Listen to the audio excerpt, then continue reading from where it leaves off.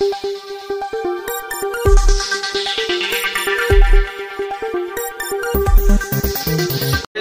बोलायला कंटाळा येत नाही. मागे पडणं माझ्या होत माहिती आहे ना मला प्रत्येक.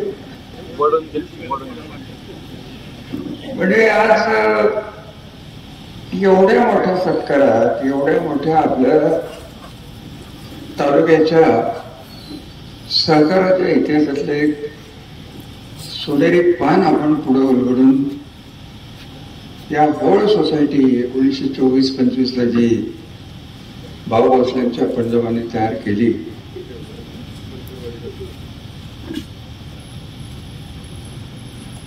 त्यांचे आभार मानावे. तेवढे थोडे परंपरा घातली गेली. अजून 4 सोसायट्या आहेत. त्यात आसो एक आहे. तिथं काय आपल्याला कोण बोलवेल अशीतली परिस्थिती नाही.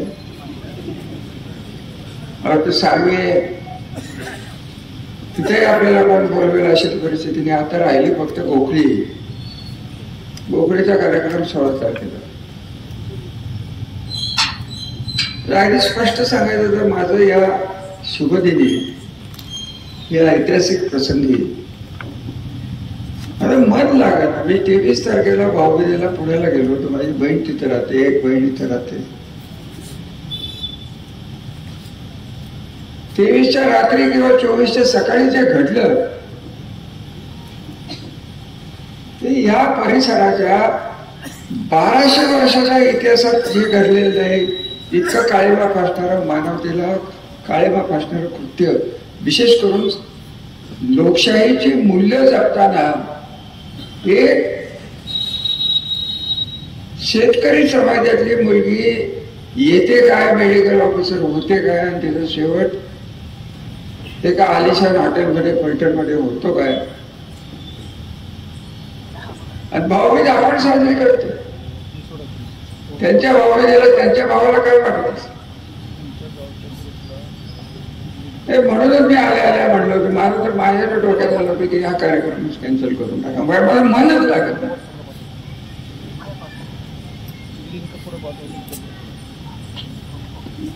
असं आहे की आज हे कोणामुळे झालं, कशामुळे झालं, कोण करत होतं, कोण करत नाही, याविषयी मला एक अवाक्षरही बोलायचं नाही.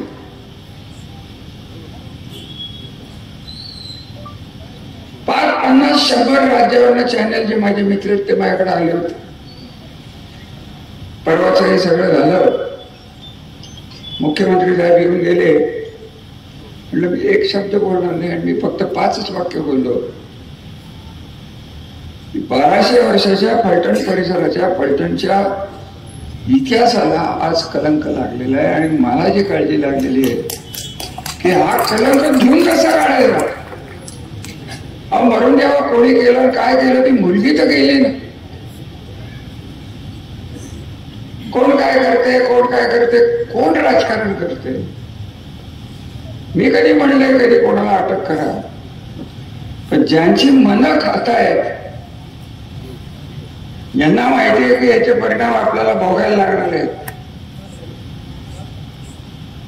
नेहमी सारखं ते तुमच्या शेजारचं सुरवडीचं बाळ हे कपडे कमी पडली तर आणून देतो तुला, शांत कर. अरे मला का भेटतात असले म्हणून. हे कपडे काय बोलले पाटील. प्रल्हाद, तुझं वय वाढलं तरी तुला किती बुद्धी आहे, तुझा बुद्ध्यांक किती आहे, हे साखरवाडीच्या कारभारात आम्हाला दिसले. अख्ख्या जगात एक पोत 4 बँकांना विकणारा कोण मनुष्य असेल तो माझी अक्कल दिसतो. 4 व्यापाऱ्यांना एक पोत. तिथं कामगार बसलेत की नाही मला माहित नाही. तुम्ही साखरवाडीची स्टँडवर बसण्यापेक्षा ती पोती बाळासाहेब मोजली असती तर बरं झालं. पुढं थकती आणि मागं रिकामं. हे सांगणार कोण. बँकवाले सांगायचे, बँकवाले नाही मॅनेज, सगळं मॅनेज. प्रल्हादराव मला तोंड उडायला लावू नका. आणि मी तुम्हाला खरं सांगू का, तुमचा या सर्वेशी काही संबंध नाही. तुम्ही का पाणी भरताय त्यांचं? तुमच्या माहितीसाठी प्रल्हाद गोविंद साळुंखे तुमच्या पुतण्याच्या कार्यालयात मी कुठल्या तरी लग्नाला गेलो होतो, तेव्हा 4 खुर्च्या बसलेल्या शेजारी एक सद्गृहस्थ माझ्याकडे आले की ज्यांचं मला नावही घ्यावं असं वाटत नाही. की साखरवाडीचं काय करायचं? मी म्हटलं काय करायचं? मी काही इंटरेस्ट घेतला नव्हता. मला श्रीरामचं दुखणं बाहेर काढतोपर्यंत संजय भावांचे माझे 5-10 वर्ष आयुष्याचे कमी झाले. मी कशाला हे दुखणं घेऊ? शेण त्यांनी खायचं आणि साप आम्ही करायचा, हा धंदा कुठपर्यंत चालणार? आणि ते जे कोण सद्गृहस्थ होते त्यांनी मला सांगितलं, ज्यांच्या बाजूनी हे बोलतायत आज की साखरवाडी कारखान्याला आणि प्रल्हाद पाटलाला इन्सिल्टेड गेल्याशिवाय पर्याय नाही. हे कोणी म्हणलं? नाना.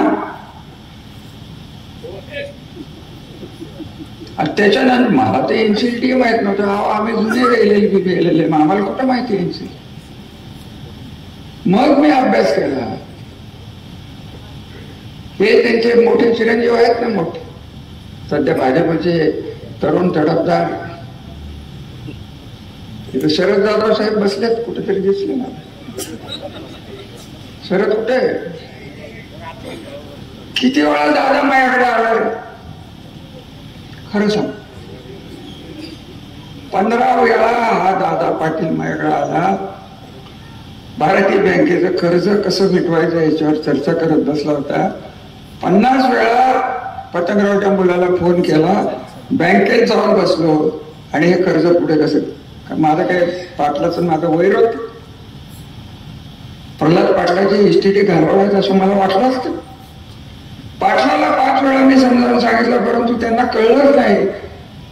त्यांना 150 कोटी येणार होता दुबईवरनं. खोड आणला होता, खोडाला माहितीये. केळी विकणारा आला होता, तो म्हणतो 150 कोटी दुबईत नेला होता. बाबा मी काय रे बाबा, काय रे चंद्र बाबा भाई. अहो मला सकाळी फोन, शरदराव डॉक्टर जायचं. हे आमचे शरद जाधव आणि प्रल्हाद पाटील माझ्या आधी 15 मिनिट. एकदा शरद जाधव पुण्यात पवार साहेबांनी मला बोलवलं, माझ्या आधी माधवराव प्रल्हाद पाटील. महाराष्ट्र सरकारकडे काम असलं की इंदुराव, दिल्लीत काम असलं तर माधवराव. आणि मी कोण? साखरवाडी जेव्हा अडचणीत येते, हे प्रल्हाद पाटील जेव्हा अडचणीत येतो, मग तालुक्याचे नेते कोण येतो? रामराजे. मी शेण खाल्लं होतं. साखरवाडी कारखाना यांना बिनधास्तपणे 97-98 मामांच्या कृपेमुळे मिळाला. त्याची वाईट परिस्थिती निर्माण करून ठेवली. आणि त्यांना कळतच नव्हतं की कारखाना भोगायला नसतो, संसार डोळ्याला असतो. आणि कोणाला संसार बोलवले? मी पडायलाच तयार नव्हतो साखरवाडीचा कारखाना. अगदी स्पष्ट सांग. कोण आलो तो खंडाळ्याच्या गेस्ट हाऊस मध्ये, इथं बसलेल्या सगळ्यांनी हातवर करा भाऊ आहेत. अहो कोण नव्हतं सांगा. कामगार कुठे आहेत? एक कामगार दिसत. तुम्ही येऊन मला सांगितलं की नाही बाळासाहेब, मी अगदी खरं सांगू का, बाळासाहेबांच्या सारख्या खानदानी घराला शेवटी अंगठी विकून जेव्हा संसार चालवायची वेळ होते की 1000-1500 टन, बाळासाहेब शब्द विसरले नाही. ही वेळ आणलं कोणी? त्याचं उत्तर एकदा तरी प्रल्हाद दे की रे बाबा, की माझं चुकलं, मला चालवायला जमलं. एकदा तरी म्हण. दादा पाटला म्हणून घे आई वडिलांच्या शपथ सांग की मला काय सांगितलं होतं की 12 कोटीला त्यांनी निसर्ग अटल भारतीय बँकेला दिलं. ते भारतीय बँकेला त्याच्या पुढे काय झालं मला माहित नाही. हे कोण म्हणते? दादा पाटील. तेवढं माझा वाचून द्या, बाकीचं तुम्ही तुम्हाला काय करायचं. राजकारणात मी तुमच्या बरोबर राहतो. दादा पाटलाची हा माणूस म्हणतो की हे जे काय चाललंय रामराजांच्या पुढे चाललंय. खुर्चीत बसून नाही, सुरवडीत बसून तुला लढवेल. माझ्या नावाला पाटील तुम्ही कृपा करून लागू नका. तुमच्या वेळ वाकडं मी कधी बोललेलो नाही. मला बोलायचं कारण नाही, माझं नाव घ्यायचं तुम्हाला काडीचंही कारण नव्हतं. दिलीप भोसले त्यांना हॉटेल काढायला मी सांगितलं. कैलासवासी संपत आला, रात्री 1:30 वाजता दिलीप भोसलेच्या हॉटेलमध्ये मी पाठवलं. तिला आत्महत्या करायला आणि चिठ्ठी लिहायला मी सांगितलं. आणि मी जर करत नव्हतो त्या कारखान्याचं, संजीव राजांनी नेहमीसारखं नाव घेतलं नाही. पाटील तुमच्यावर काय वेळ आली असती, इथे येत नव्हता तुम्ही. आज दिमागाने इथे येत आहे. तुम्हाला सोडवलं म्हणून तुम्ही माझा फोटो स्वतःच्या देवघरात लावा आणि माझी पूजा करा. हे कर्ज तुमच्या अंगावर ओढावर गेलं असतं. 100-150 कोटीचं कर्ज हे 100% गेलं असतं. नाव घेणार नव्हतं. शरद पवारांनी सांगितलं होतं मला, रावराजे त्यांच्या भानगडीत पडून त्यांचं घरदार विकलं जाणार. माझे शब्द नाहीत.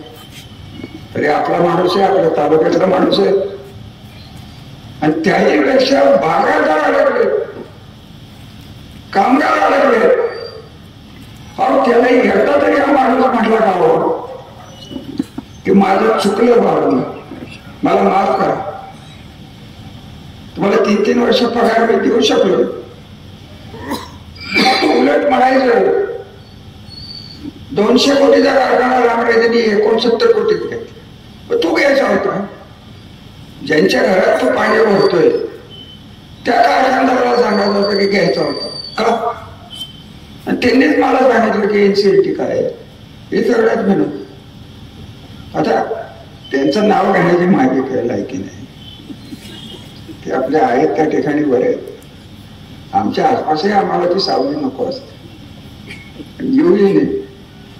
पण तुम्हाला मी एक सांगेन की माझ्या नावाला जो प्रल्हाद गोविंद पाटील लागला, तर प्रल्हाद गोविंद पाटलाला मी 2 दिवसातच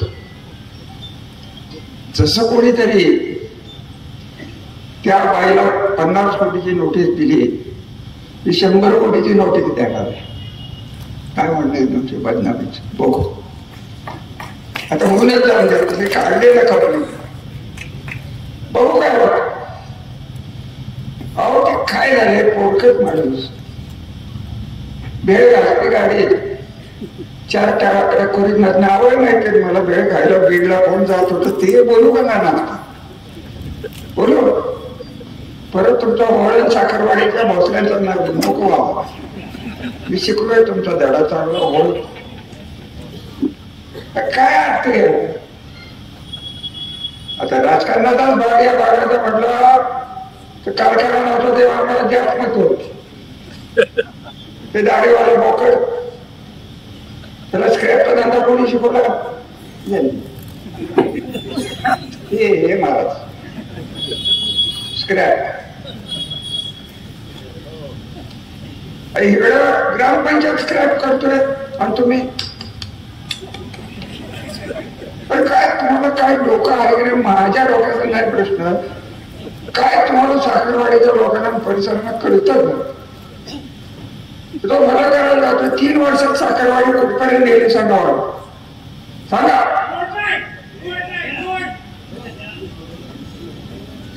आणि तुम्ही जर या कारखानदारीला सांभाळलं नाही आणि वगैरे काहीतरी फालतू, कुठं कोण गेटवर जाते, कोण कुठं मेटवर जाते, कोण कुठं काय करते. पाटलांना माझं चॅलेंज आहे, अजून तुमचे कर्ज फिटले नाहीयेत. हेअरकट 70% घेतलंय, उरलेले 30% बँकेचे कर्ज आहेत. माझ्या नावाला लागला तर 30% मागेल बँकेचे कर्ज आहे, त्याचीही वसुली तुमच्या मागे लागेल. ठीक आहे, तुमच्या मागे कोण मोठी शक्ती असेल बघू. वाहतूकदार येत आहेत, वाहतूकदारांचे पैसे दिलेत सांगत हे काय जे केलं तुम्ही आमचं मागे लागताय जे की. अहो त्याला एक वाळूचा कण तरी मारा करू, वाळूच दगडाला म्हणतच नाही. अजूनही येतंय 4 वेळा मटण खातंय, फुगतंय. माझ्या घराला उद्या 2 दिवसात काय तरी पाटलाला नोटीस काढणार. भाऊ अजून कोणाला नाव घ्यायचंय त्याला घेऊन द्या, एकदा होऊन जाऊ. नोटीसीचा पायंडा मी पाडलाय का? राजकारणात कोणी कोणाबद्दल बोलतो, ज्याला आग्रह नाही त्याची बेआबरू कशी झाली हा बाकी संशोधनाचा विषय आहे. त्याला आग्रहच नाही. आणि हे वगैरे कधी आले कशाचे आग्रह? काळ्या टोपी बरोबर ज्ञानेश्वर मंदिराच्या समोर ते पायरोच्या समोर 50,000 वेळा बघितलं. सुभाषरावने चेपलीने आणला होता, चेपलीने.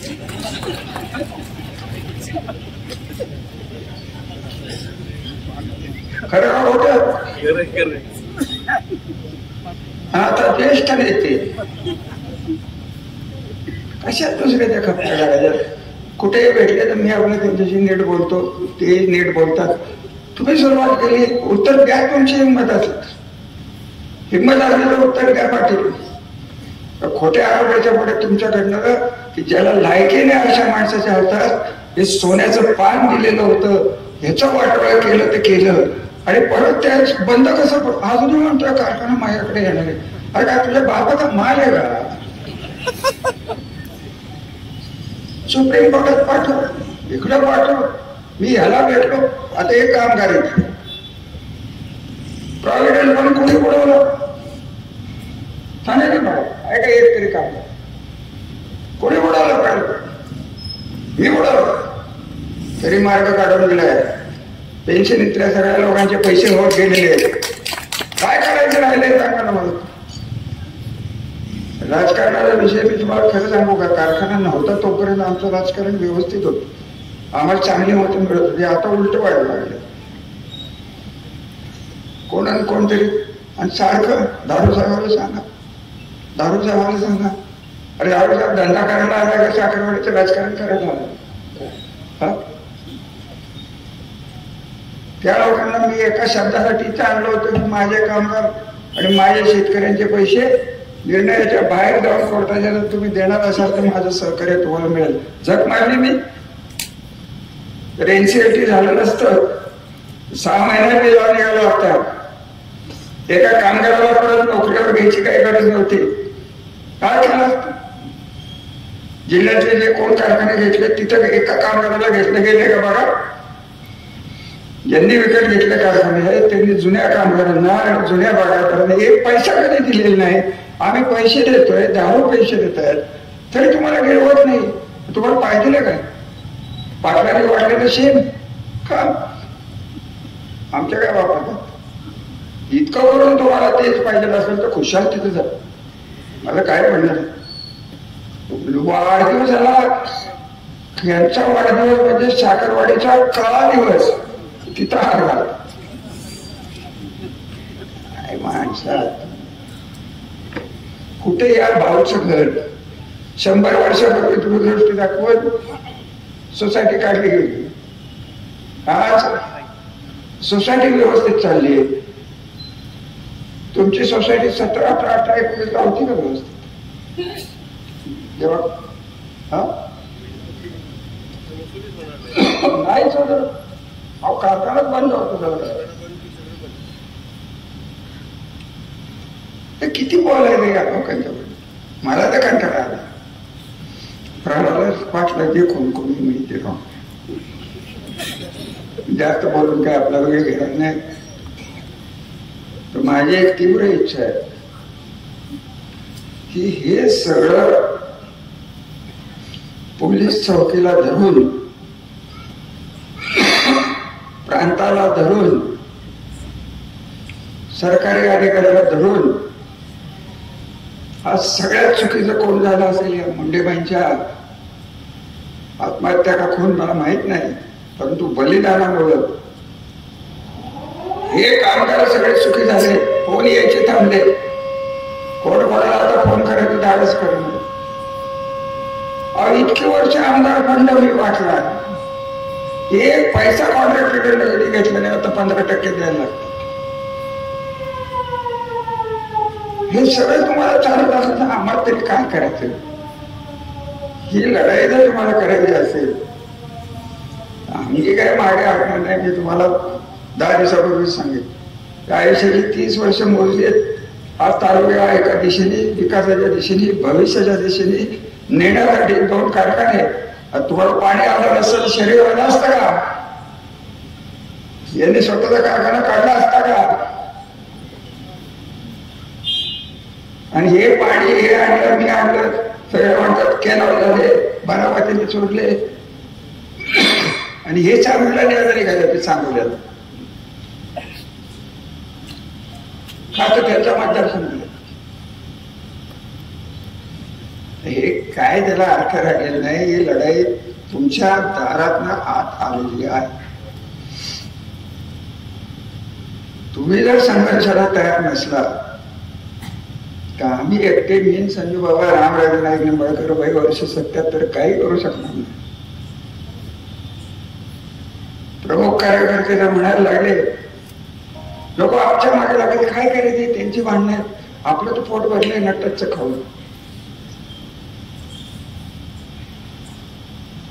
माझी या सुखदिने तुम्हाला वॉर्निंग आहे, सावधगिरीची सूचना आहे.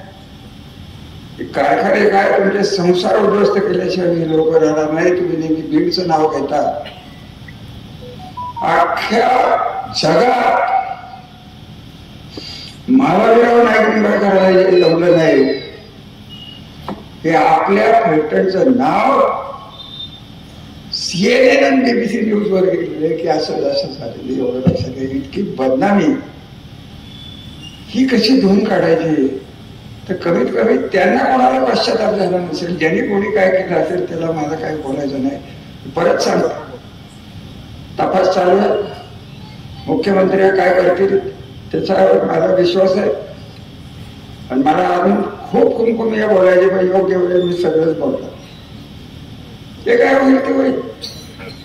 पण माझ्या तालुक्याचं, माझ्या संस्थानाचं, नाईक निंबाळकर या ब्रँडचं जे वाटोळ या गावाने केलेले आहे, आणि त्याला या प्रल्हाद सारखे चोर मदत करतायत, हे बरोबर असं काढायचं? याचं उत्तर मला द्या.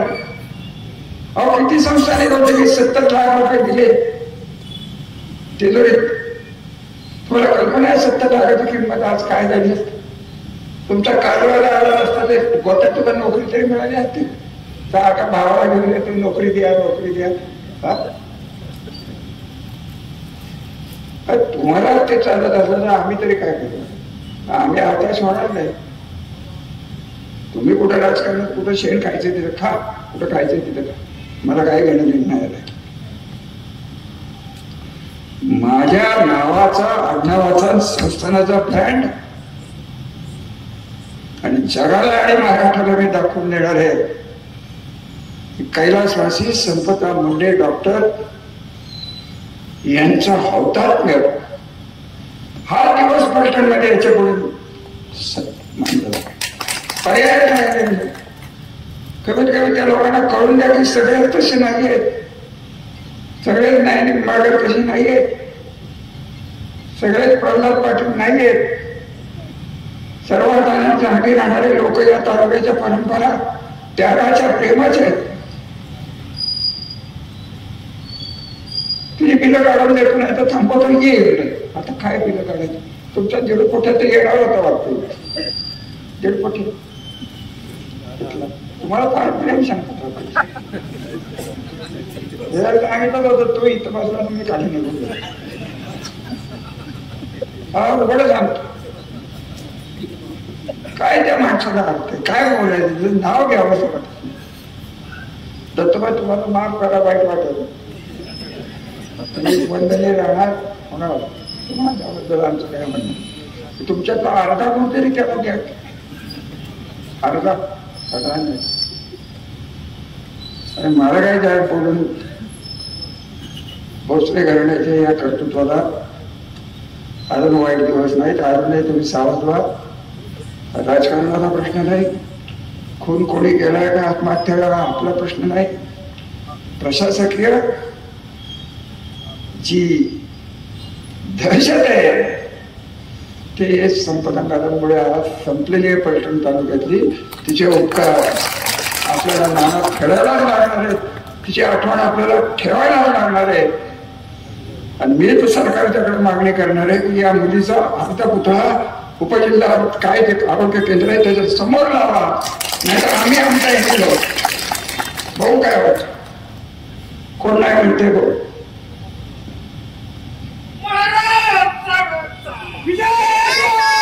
काय बोललो लाज वाटली मला हे नाव लावायला की अशी माणसं आमच्या घरात आहेत.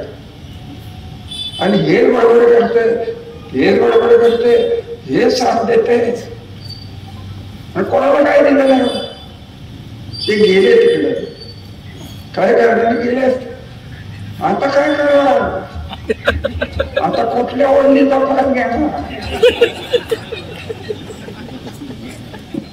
सांगा की. आता कोणाचा पास घेणार, आता राम घर लागेल. भरपूर काम केलेलं आहे. मी आता रिटायर होतो. अरे हा लवकर तुम्हाला कुठला विचारत नाही. तिथं माझ्या घरात बेडरूम पर्यंत येत आहेत, तिथं 3-3 तास वाट बघायला लागते. तरी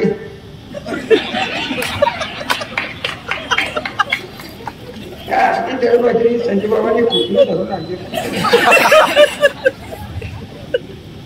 खाऊन खाऊन खाऊन पोट फुगली. आता आमचेच कार्यकर्ते आम्हाला म्हणतात ते कसे वागतात, तुम्ही का नाही वागला. ही आमची संस्कृती नाही. मी तुम्हाला परत चॅलेंज देऊन सांगतो की चिमणराव गटातल्या कुठल्या माणसाला ताप दिला, हनुमंतराव गटाच्या माणसाला ताप दिला, प्रल्हाद पाटलाच्या माणसाला कधी ताप दिला. आणि इतर स्वतःच्या माणसावर 25 केसेस. अरे कुठला हा न्याय चाललाय, कुठला न्याय चाललाय. माणसं कुठंतरी बाहेर पडा. मला ते नातं माहिती आहे तुमच्या मानांच, मला नका बोलायला. आहे ना गुलाबराव मी ओळखतो, अजून बोलू का. 5 कोटी रुपये एकराची जमीन दाखवली साखरवाडीत. किती 5 कोटी रुपये एकर, 4 एकराचे झाले 20 कोटी. 20 कोटीच्या आगे घेतले कर्ज. आणि हे म्हणते मी नाही, त्यातला नाही. त्याची पापं त्याला फोडायला लागणार आहे. मी तुम्हाला मागे सांगितलं होतं की हा साखरवाडीचा फुगा आज उद्या फुटणार आहे. तो फुटला. आता पुढचा फुगा त्यांच्या कर्तृत्वाने तोच फोडणार आहे. आपलं काही नरेंद्र मोदी साहेबांच्या बरोबर वाकडं नाही, आपली त्यांच्याबद्दल बोलायची लायकी नाही, आपल्याला बोलायचंही नाही. अमित शहा शुभेच्छा, देवेंद्र फडणवीस अति शुभेच्छा. आमचं काय म्हणणं आहे, सनातन धर्माचा विजय असतो. आमचं काय म्हणणं आहे, फक्त आमचं एकच म्हणणं आहे. आज जोडून या सगळ्या पुढाऱ्यांना म्हणणं आहे की फलटण तालुक्याची संस्कृती आमची तेवढी बिघडवू नका. आमच्या माणसांना चुकीचं भविष्य दाखवू नका. कारण आम्ही त्यावेळी 84 गावं सांभाळलेली आहेत, रक्ताने आम्ही सांभाळलेली आहेत. आणि हे तुम्ही लक्षात ठेवाल की नाही मला माहित नाही, परंतु माझ्या लक्षात राहणार आहे. आणि मी काय मागे राखणार नाही. ज्याला कोणाला यायचंय त्यांनी या, ज्याला कोणाला जायचंय त्यांनी जा. लढत भाऊबीजेला सुरू झाली. तालुक्याची अब्रू आपल्याला परत मिळवायला लागणार आहे. तालुक्याच्या या मुलीचा फोटो किंवा पुतळा हा उपजिल्हा अधिकाऱ्याच्या कंपाऊंड मध्ये लावायची मागणी तुम्ही नीट लिहा. फोन येते जगताप साहेब, ते लिहिणं सोपं आहे. जोडवळे साहेब नीट लिहा. मागणं मला येऊन सांगू नका, उघडल्या. हे सगळे जे आहे ना, आणि कुठं माझ्या घरी नाही तर संजीवांच्या घरी. अहो माझ्या घरी येऊन मला सांगितलं, तुम्हाला माहिती आहे मी कुठं बसतो, बरोबर. पायऱ्यापर्यंत असतो पण वरती वाढून पाहिजे. घराला पायऱ्या आहेत ना तिथपर्यंतच बदलतात. असली लोक घेऊन काय करायचंय? परंतु आम्हाला आमच्या नावाची, आमच्या घराण्याने केलेलं त्याग यावं झालं असतं का? की संजय बाबा म्हणजे होळीची साखरवाडी झाली असते का? निरवतो कालवा आला असता की काय झालं सांगायला मला? 15 इंच पावसाचे प्रदेश, संबंध तालुके आपले 15 इंच पाऊसच, ज्वारी बाजरीशिवाय पीक नाही, गव्हाशिवाय पीक नाही. काय तुम्ही कशाचाच विचार करणार नसाल तर बाकी ठीक आहे. त्यांना दोष देत नाही, त्यांनी त्यांच्या आकलेप्रमाणे वाढली, त्यांच्या संस्काराप्रमाणे ती वाढतो. आमच्या संस्काराप्रमाणे आम्ही माणुसकी न सोडता सत्ता राबवणारे लोक आहोत आणि या माणुसकीला काळीमा लावणारी लोक आमच्या घरात आम्हाला चालत नाही. ही काळ्या दगडावरची रेघ आहे. आमची पुढची पिढी तुमच्या सेवेसाठी घेणार, त्यांच्या मागे राहायचंय की नाही हे तुम्ही तुमचं ठरवा. माझी विनंती राहील, 30 वर्ष खपून एक आर्थिकदृष्ट्या प्रगत, औद्योगिकदृष्ट्या प्रगत आणि ही बाई प्राणबाई काय म्हणले आल्या कमीच पाणीच बंद करून टाकते. 7,000 लोक नोकरीला आहेत. ह्यांना काय अधिकार केले? आणलं कोणी? हे जे आहे ना, यांनी अशी नमाने आणले तिथे. आता ज्याचं नाव आहे तर जुना डिवाइस बघा ना, एका रात्री 40-50 पावलांनी कमी झाला असं.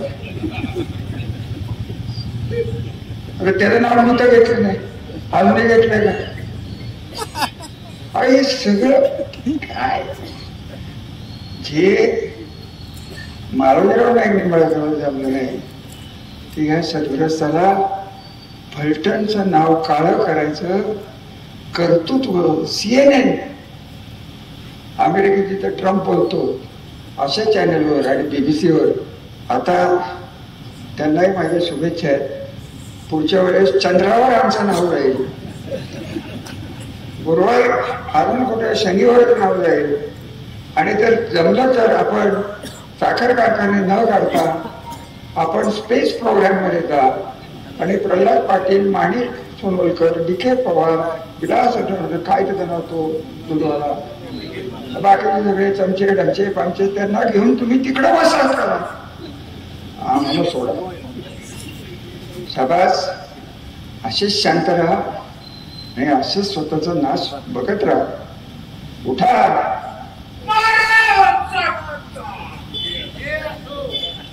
उगाच काहीतरी करत बसू नका.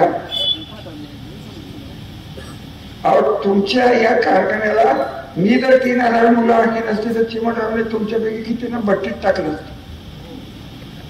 हा ना कोर्टाची केस होती, मी केस घ्यायला तयार झालो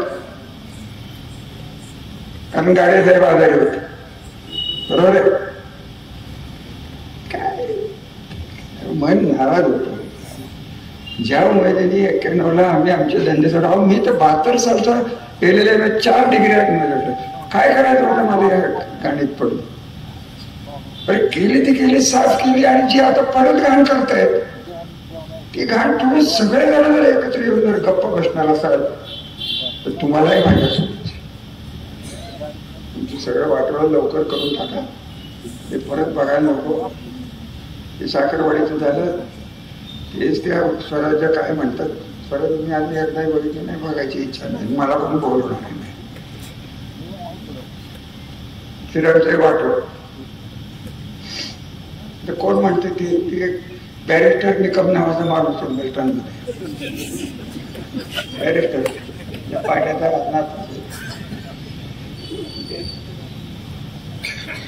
काय झालं की तो उपोषणच करते, कपडे काढते, आंघोळ काय करते. अशी गलितची माणसं पलटणमध्ये जन्माला येते. हे आले कुठनं पिट्टू बाबा आमच्या म्हणतात कुठं फडक्या होत का, नानापेठ का गणेश पेठ तिकडे जा ना बाबा, तिकडे काय आम्हाला ताप देतो. आलाय तर सुखात राहा. तुमच्या बायकोने तुम्हाला जेवण केलं नाही तर मोर्चा काढायला बॅरिस्टरनी मला बोलवा. पोरं जर ऐकत नसतील तर बॅरिस्टरनी मला बोलवा. आणि मुली जर मनाविरुद्ध लग्न केलं तर बॅरिस्टरनी मलाच बोलवा. तुमच्या त्या सासूराव असेल गोड असेल तुमच्या बाबतीत बोलतो. येण्याचा बाजार पर्सनल पैशाने ही माणसं स्वतःला जमत नाही. ऊस टाकतोय बारामती, ते अजून एक सांगत एक ते ऊस टाकतात अजिंक्यतात आणि इकडं श्रीराम का आता सगळं व्यवस्थित चाललंय.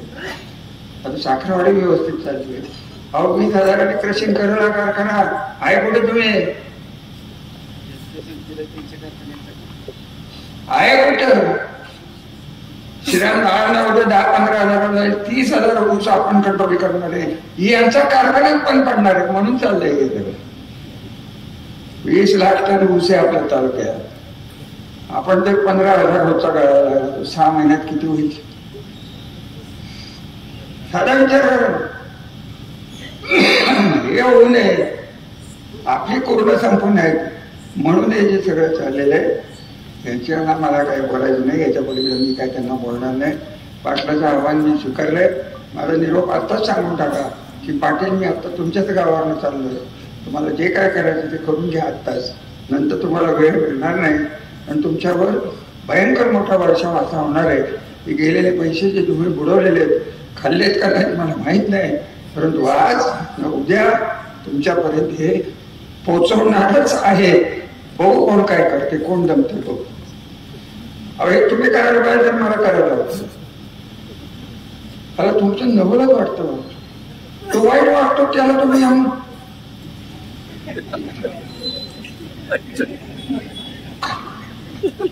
दादा आणि पाटलाला काय म्हणायचं तात्या 1.5 किलो का आणि आम्हाला थर्डला